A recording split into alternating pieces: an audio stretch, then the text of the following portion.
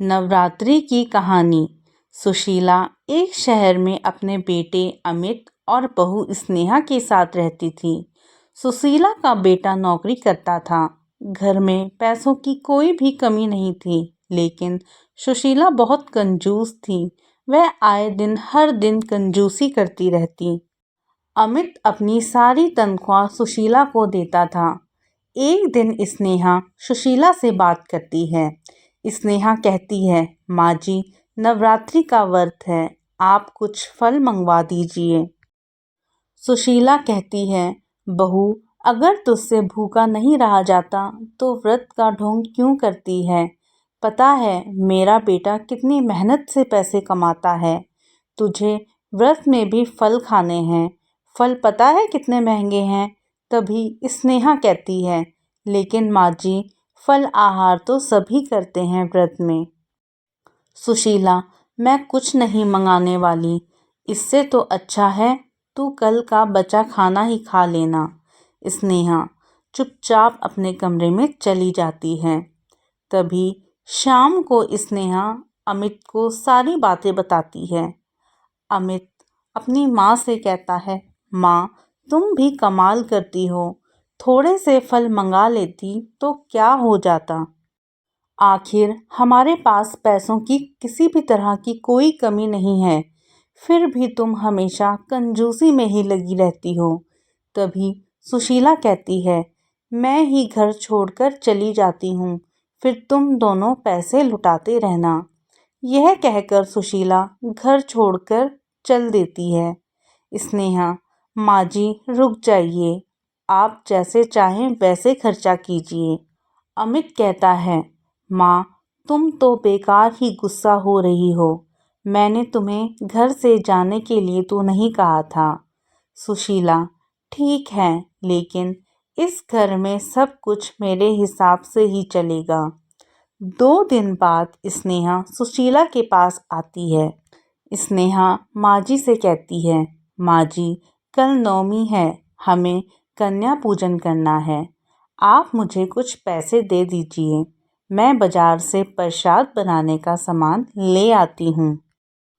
सुशीला कहती है, बहू, कन्याओं को खाना खिलाने से क्या होगा? एक काम कर, तू कन्याओं को पूजन करके 2-2 रुपए दे देना। बच्चे हैं, उन्हें बहलाना कौन सा मुश्किल काम है। स्नेहा सुशीला से बहस ना करके चुपचाप अपने पैसों से सारा सामान ले आती है। और अगले दिन अमित की भी छुट्टी थी। स्नेहा सुबह से ही रसोई में प्रसाद तैयार कर देती है।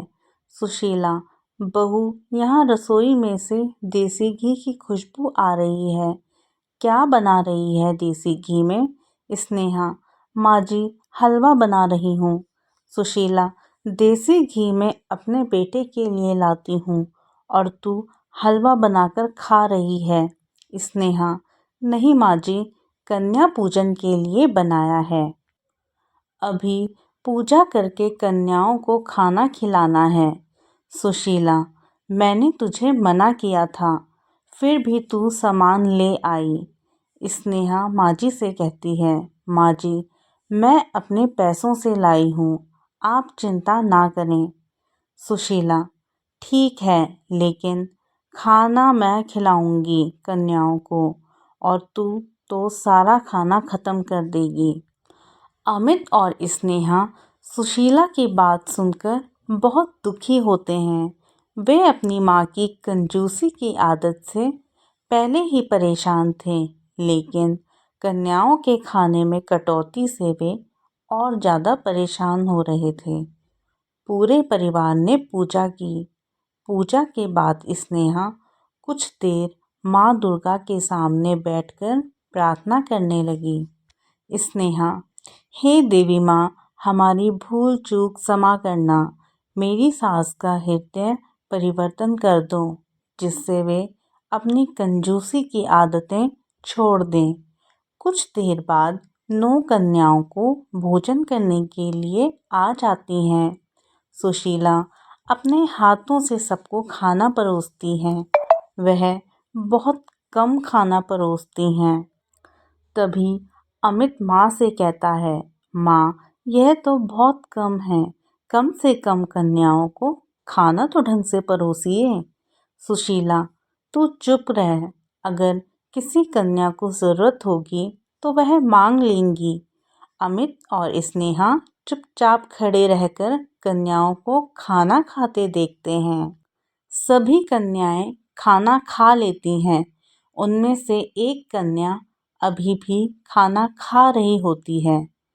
कन्या माँ जी से कहती है, माँ जी, क्या आपके घर में खाना कम बना है? मुझे तो बहुत भूख लगी है।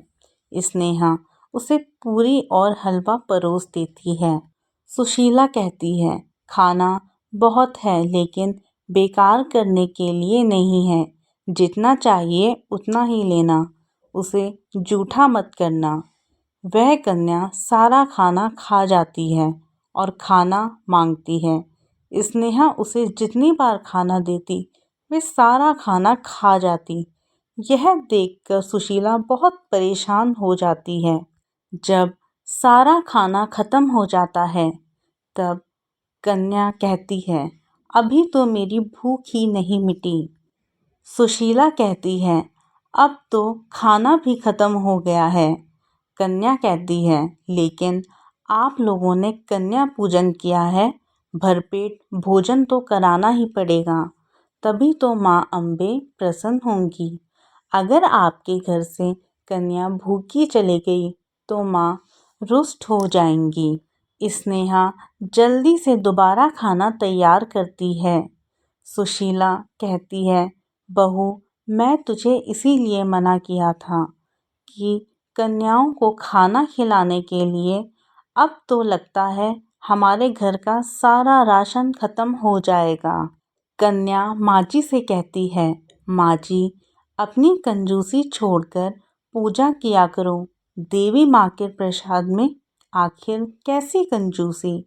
सुशीला, चुप रह, चुपचाप खाना खा और अपने घर जा।